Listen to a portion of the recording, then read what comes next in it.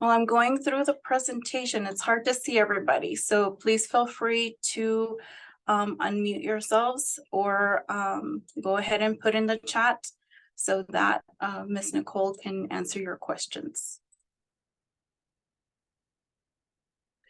Okay, so welcome, of course, number one. We are located in the YISD Central Office Building. It's located on Sims. We're on the first floor, right in the theater lobby. If some of you have attended events here, ceremonies here in the theater, that's where we're located. So you're always welcome to come by and visit with us if you have documents you want to drop off, or if you have any questions about your documents, you can always stop by. You're welcome to.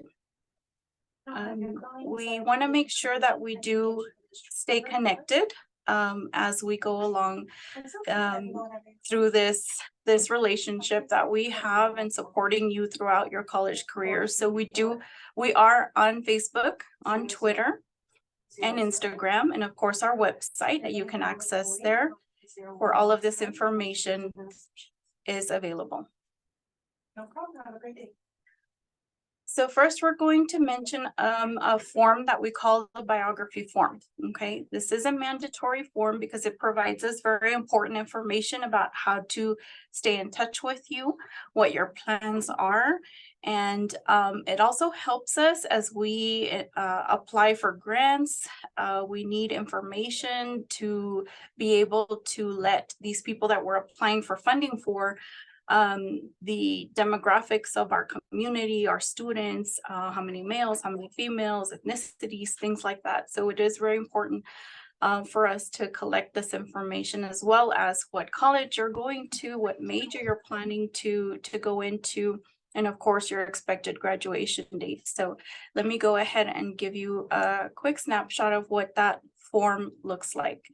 So you just fill it in. It is a fillable PDF form. So you just fill it out, resave it, and then you can email it to us, or you can print it and drop it off, whichever is more convenient for you. So you fill out this information, is the first page with your basic information. And then the second page, we ask for your contact information, as well as contact information for like an emergency contact. Because sometimes there are times that we have donors who are out of town and maybe will be in town one weekend and they want to meet their recipient, and we can't get a hold of you on your other number because you're in class. And so we may need to contact someone else so that we can reach you and make sure that we can connect more easier. And then the last portion here on this form is a chance for you to provide a thank you note. Our donors stem from individuals who have started scholarships in someone's name, for example, maybe a memorial. We have corporate sponsors for our golf tournament. We have companies such as Albertsons, Allstate, El Paso Electric that give funding as well. And so we want to allow them a chance to hear from you all. I mean, we tell them thank you all the time, but they don't want to hear from us. You know, they want to hear from you guys and see how the scholarship has affected you. Has it helped you? How has it helped you? And so we want to make sure that, you know, you have a little space there to write a thank you note, and then we'll forward it on to the donors. So that is also providing you a chance to do that as well. On the thank you notes, I know sometimes a little difficult to kind of decide, well, what do I write? You know, what type of information do I put on there? But it's just really a time for you to express your appreciation to the donors for them taking the time to raise money for our students here at the district, and also to let them know that their decision to invest in your futures was a good one, you know, because we want them to hopefully continue donating to us so that we can help future students of Isleta ISD. So in your thank you note, just please be sure you know which type of scholarship you received. If you received a named scholarship, for example, if you were awarded the Smith Scholarship, so you're gonna address that thank you note to the Smith family. If you received a scholarship from Allstate, you want to make sure that you say, dear Allstate, for example. So thank you for writing those notes for us, because it really, really is going to help us. We have a golf tournament coming up in October. One of our fundraisers, we have an El Paso Giving Day fundraiser also in October.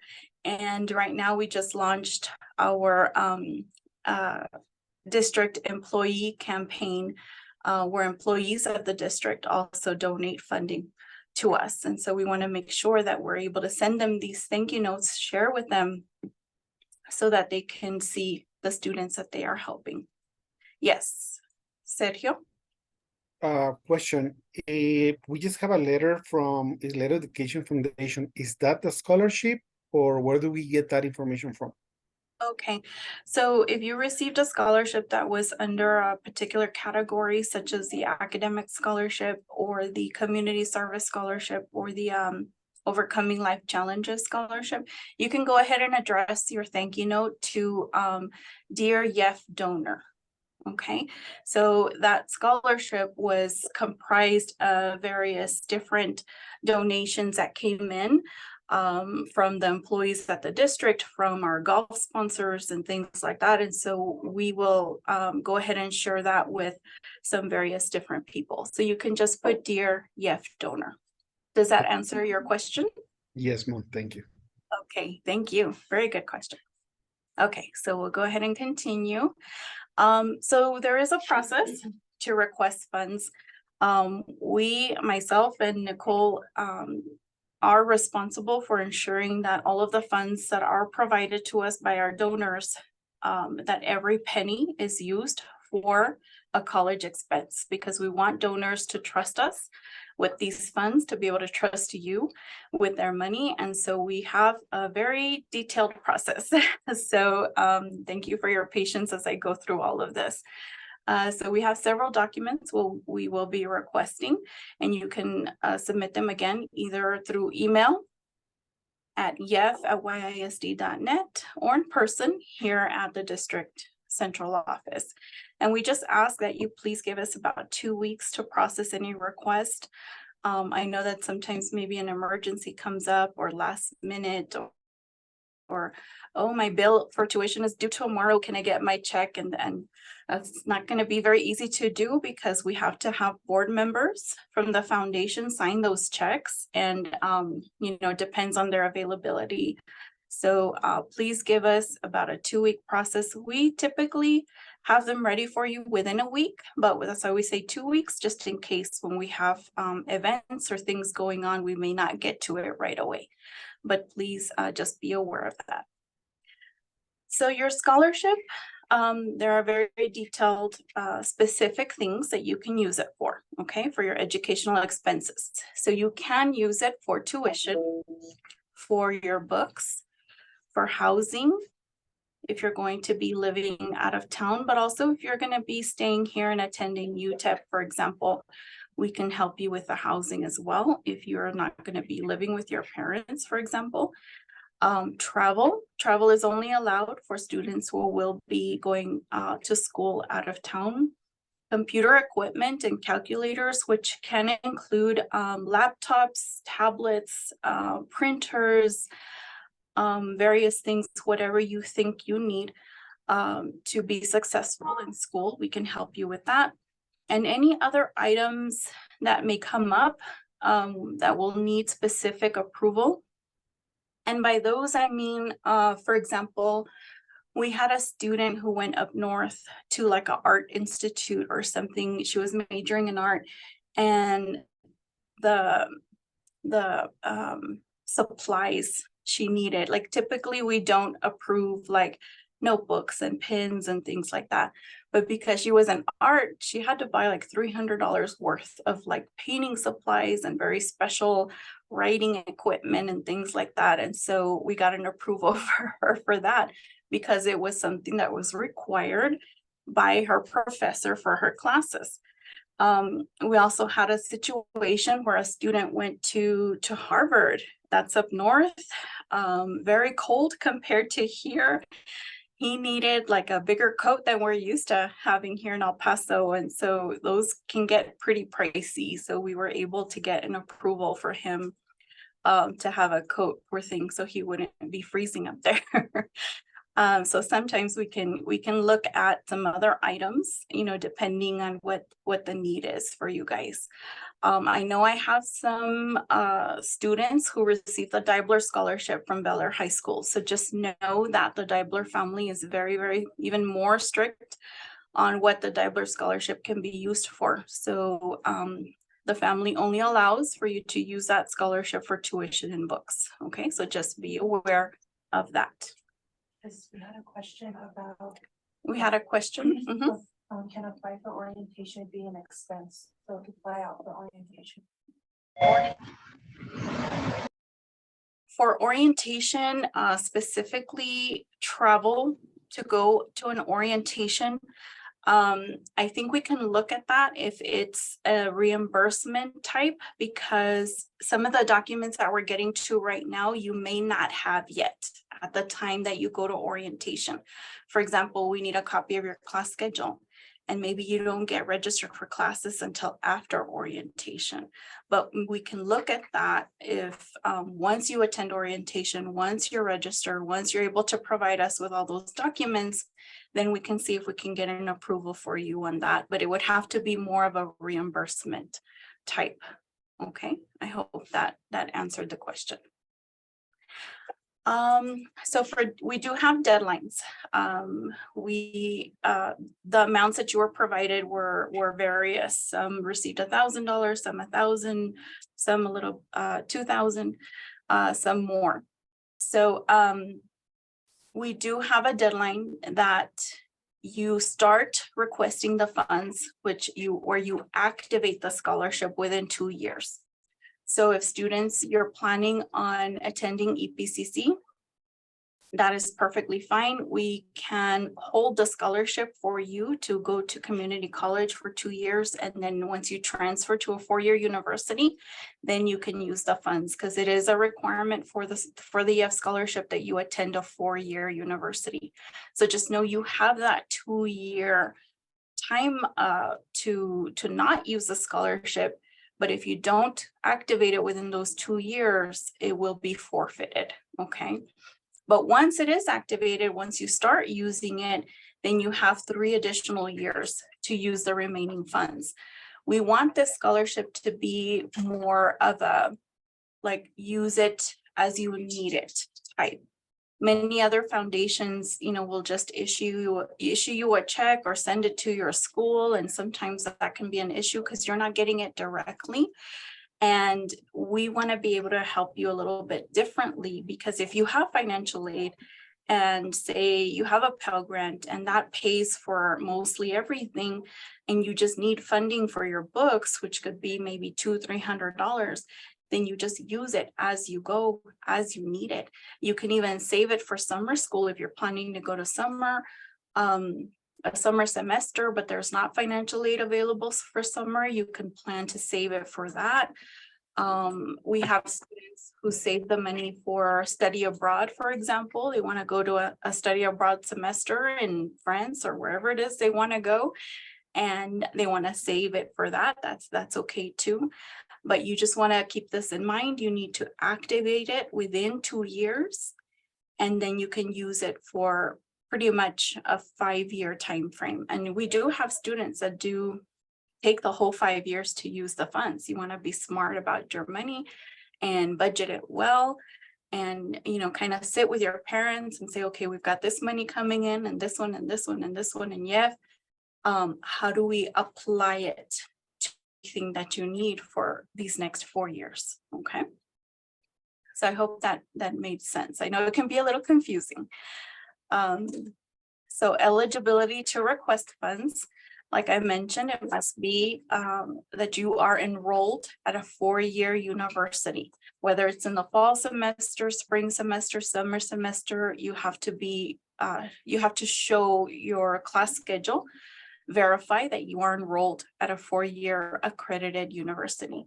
Our Diebler recipients, just remember the Diebler scholarship can only be used at UTEP. Okay. We also require that you maintain a 2.0 minimum cumulative GPA. Of course, you're barely starting school, so the first semester does not count.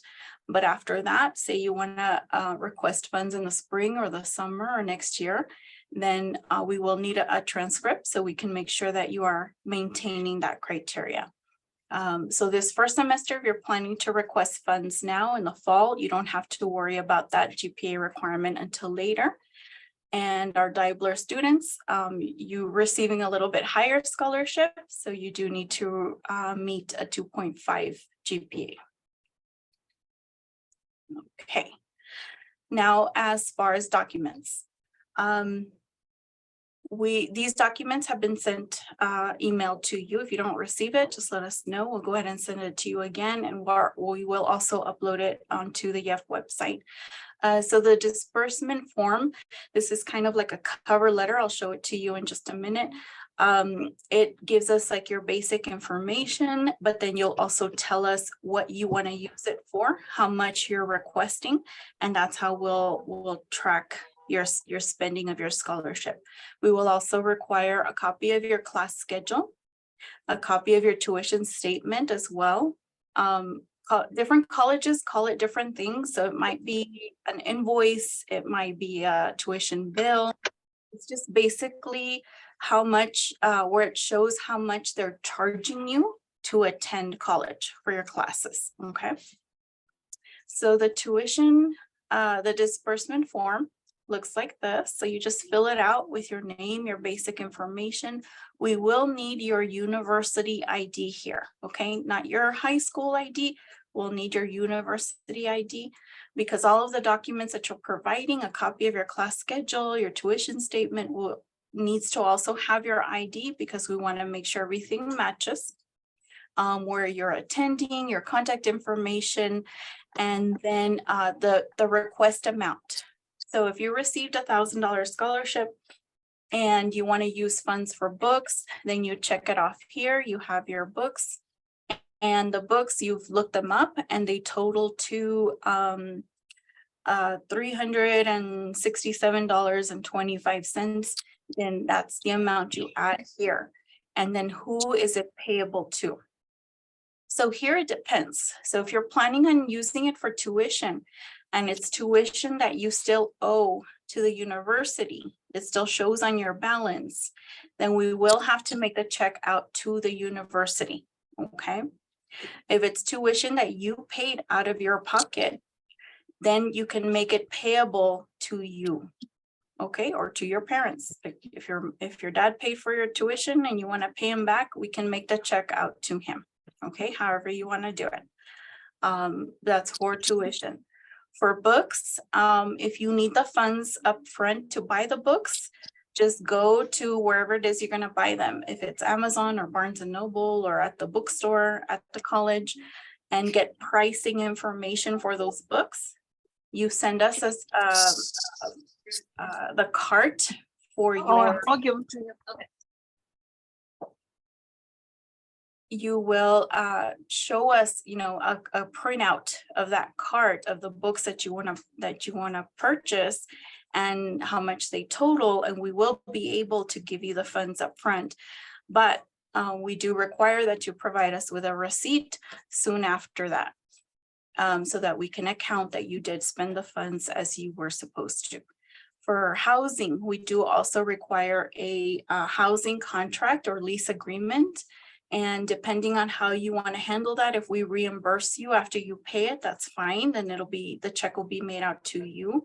If you want us to pay for your dorm before, ahead of time, then the check would be made out to that complex, to the dorm complex, to the housing complex, to the apartment complex, whatever it is. So just depending on the situation is how you will fill out the information here. Okay, for travel. So any students that are going out of town, you have to fly out there then I do recommend that you prepare to pay for your flight ahead of time, upfront, because the more you wait, because it takes us about 2 weeks, right, to process a check for you. The more you wait to get your flight, the more expensive it's gonna be. So we really recommend that you try and pay for your flight ahead of time and then send us the receipt and we can reimburse you. For computer equipment, laptops, things like that, the same thing. We can either give you the funds up front if you are not able to purchase a computer yourself. Send us a screenshot, a printout of the computer you want to buy, and then we'll give you the funds. We'll try and calculate the tax and give you enough money to cover it. But then I will need a receipt back as soon as you purchase that computer equipment, okay? If you want to go ahead and purchase it yourself ahead of time, you can do that and then just attach a receipt to this request and we'll be able to reimburse you. Okay, so those are the types, different situations that we have. You fill out this form and this is pretty much your cover letter, your request form that you send to us. For my Daibler recipients, it's a little bit different. You can use the funds only for tuition and books. Fill it out the same way. And if you have any questions with that, please just go ahead and let us know. Next, we'll go over the additional documents that we need. Once you finish a semester at UTEP, then UTEP at any college, then we will need a transcript. It does not have to be official, okay? Because official transcripts, they will charge you. We don't want you to pay for anything, okay? Request an unofficial transcript with your grades and your cumulative GPA, and you attach that along with your documents as well after you've completed the first semester. And then receipts, like I mentioned, if you pay for anything upfront ahead of time, make sure just attach all of those receipts to your request, and then make sure that total of the receipts is on your disbursement form, and we can go ahead and accept those receipts to reimburse you. Okay, there are times on this note down here, let's say a student wants to buy an iPad and it costs, I don't know how much iPads are, like $500 or something. And you can get, I think Apple does offer discounts for students, okay? So say when you're first looking at it, it's $569. But when you go to buy it, we gave you your check for $569. You get that discount, it's a little bit less, then you didn't pay as much. So when you give us a receipt, then you'll have to also return those funds you did not use. They go back into your account and you can use them for a later time, for something else, for books or another semester, okay? Because again, we do track to the penny that every bit of your scholarship was used like it was supposed to. Yes, we have some questions about parking permits. We have questions on parking permits. That is typically allowed. You just want to make sure that if you want to pay it ahead of time, then just provide a receipt for it. And that you just provide all of the other documents. We have done parking permits in the past, so we should be able to. I don't see any issues with that. Were there other questions? Yes, one said for the Daibler scholarship, it's for books, but they can't afford a computer. So can they use their Daibler scholarship for a computer? For our Daibler students, if you want to use it for a computer, typically the family does not approve something like that. But if you're doing really, really well, I would say kind of proving yourself that you're doing well, you have a good GPA, you've had a couple of semesters, and he did say that he would consider a computer purchase, but he really wants to see that you're doing well. Okay, so really that's the only way that we would be able to use the Daibler scholarship for a computer purchase. But what I would recommend is that, we will cover tuition paid out of, we will cover books, and we reimburse you for that. Once you're reimbursed for that, it's completely up to you what you use those funds for. So just kind of keep that in mind. Amelia, Okay, any additional questions? Okay, we'll go ahead and keep going.